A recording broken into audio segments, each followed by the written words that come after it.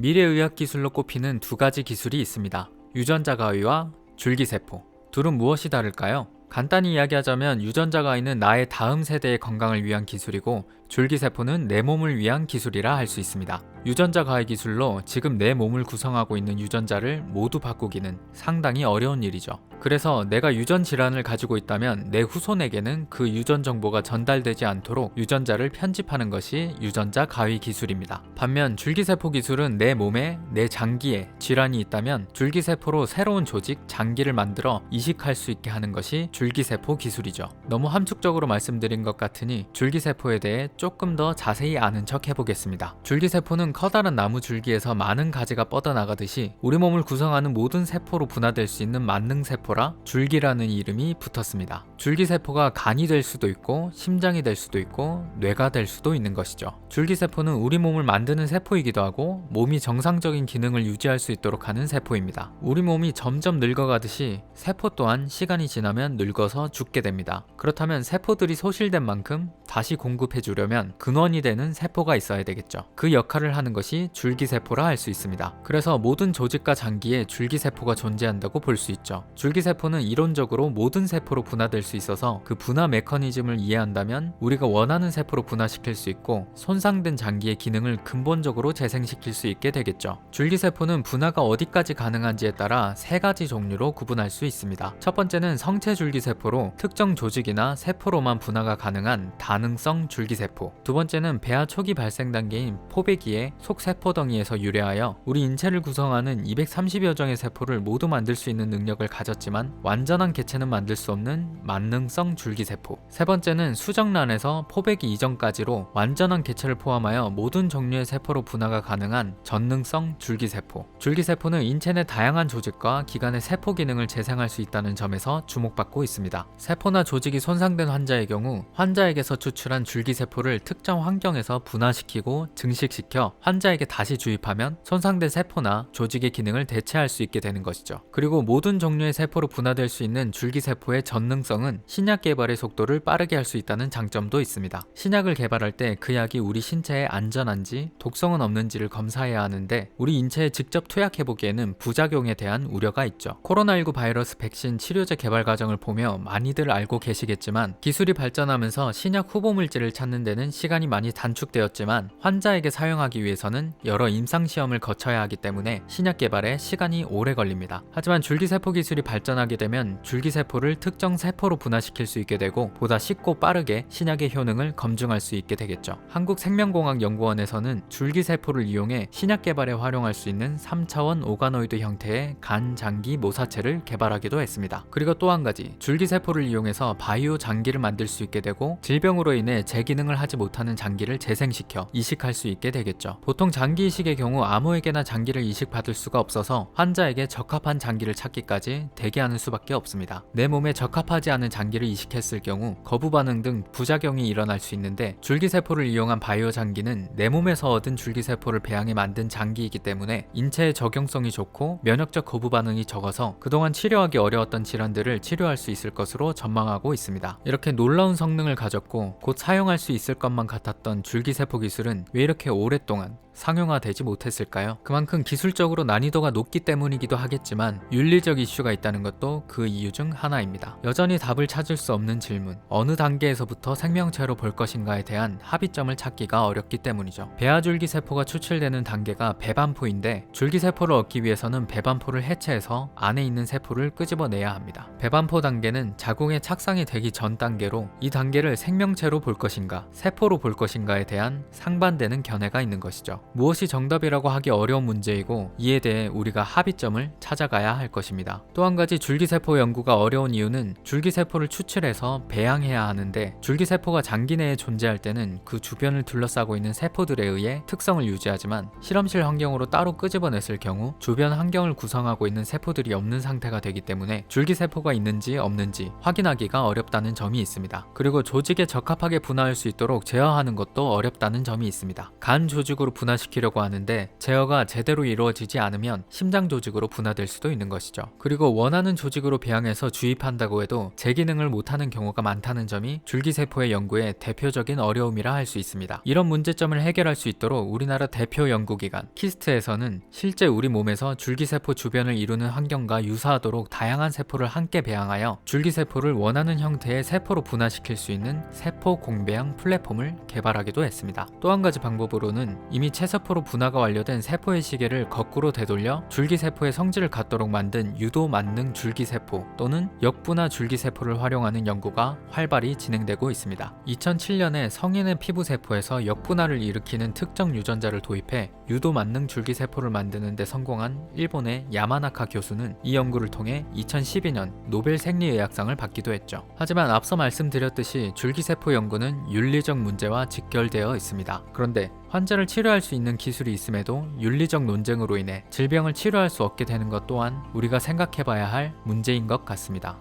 여러분의 생각은 어떠신가요? 이 영상이 줄기세포에 대해 조금 아는 척하는 데 도움이 되셨다면 구독, 좋아요 눌러주시고 궁금한 과학기술이 있다면 댓글에 달아주세요. 여러분이 언젠가 아는 척 해볼 수 있도록 제가 대신 공부해서 아는 척 해보겠습니다. 과학기술이 세상을 바꿉니다. 언제나 그랬듯이.